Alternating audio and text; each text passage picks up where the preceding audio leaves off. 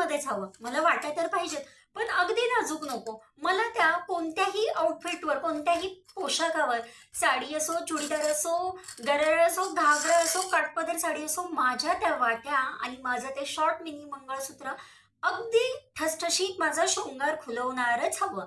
बघा ना ताई असं काही. अहो हो हो हो सत्यानो, मी शुभदा साज ज्वेलरीमध्ये तुमच्या त्या सगळ्या शृंगाराचा विचार करून घेऊन आलेली आहे छान असं ठसठशीत वाटी मंगळसूत्र.